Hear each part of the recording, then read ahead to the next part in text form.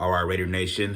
Happy Raider Sunday. Let's get right into it. We're 1-4, but we're the most dangerous 1-4 team in the league. It must be established that that is a thing in these NFL streets because guess what? We've been this close from either being undefeated at 5-0 or at least 4-1. But let's not dwell on the past. If it woulda, coulda, shoulda, whatever. Fine.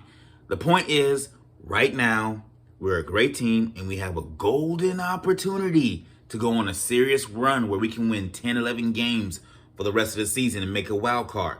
But it is very imperative that we go to work against the Texans because I firmly believe we can give them that work, but we got to be smart in how we attack them.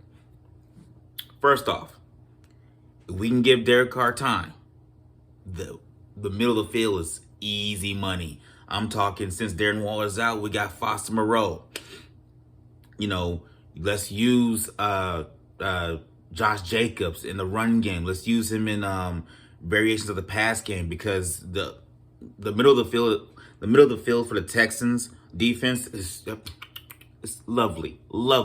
So if we can hit him with a healthy dose of run game, healthy doses of passes to the tight end.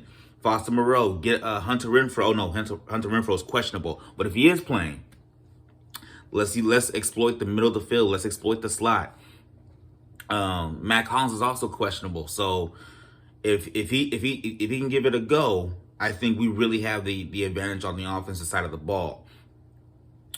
The key is we have to be on point when it comes to the red zone. We can't just go get 50-yard bombs or just matriculate down the field effectively, and then all of a sudden when we get inside the 20, we stall out and get 3 points. Because if we get into a field goal match with the Texans, it's not going to go in our favor. We need to blow this team out or convincingly win, and the only way we can do that is by getting those good old touches. So good old Derek Carr and the offensive staff, they got to be on point. We got to get touchdowns. We got to. It's imperative. Now, on the defensive side, losing Nate Hobbs was huge. I believe he got a broken hand or a broken wrist. That was huge. I'm not gonna lie about that one. In terms of our DBs, I'm a little worried. I'm a little worried about our DBs because even though the Texans haven't been explosive offense, I feel like Brandon Cooks can give us that work at any time.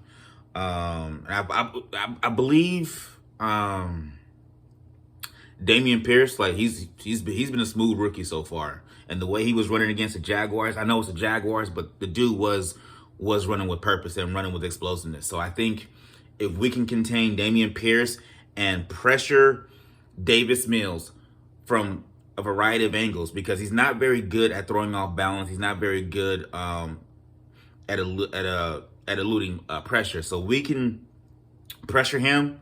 I think he can be prone to either throwing errant passes or interceptions. And I think this is the game. I really think this is the game that Chandler Jones goes off and he gets himself 2 sacks. I think this is the game where he explodes. But if the defense can create consistent pressure from a variety of angles and make Davis Mills uncomfortable, and we can bottle up Dameon Pierce, I feel like that would be the recipe for us beating the Texans. But we also are DBs. We can't just let Brandon Cooks and company just go to work on this. That's not a thing. We can't do that.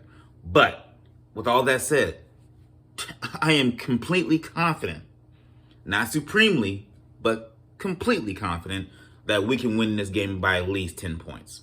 Now, with that said, I'm a little nervous because if we lose this game, it may be time to start looking towards the draft. I'm not sure.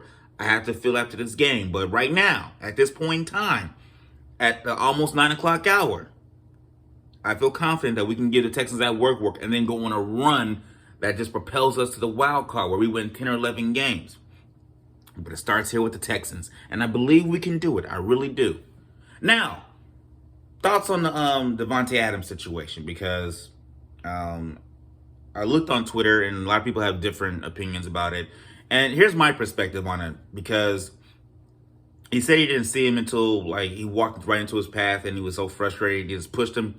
And I kind of get that perspective because when you lose a game, like especially like the game we lost and how we lost it, you're so you're so myopic. You have this tunnel vision where you only really see a few feet in front of you, and you're not really looking at your peripherals aren't really on point to where they normally are when you're at your baseline activity. But the dude was hot. So I can see how we didn't really see him until like the very last second. When you don't see something until the very last second and you're hot about something, your natural reaction when they come into your personal area is be like, ha, ha. So I get it from that point of view. Now, does that justify it? No. I'm just grateful that when the dude went to the hospital, it wasn't like serious issues where he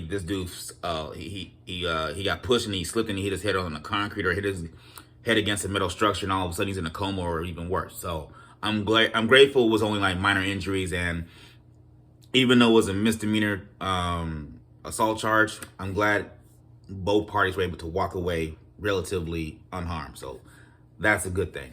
Now, I'm still confident. Super Bowl, we out here.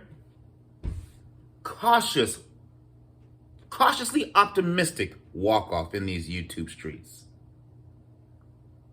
Yeah, we'll go with that.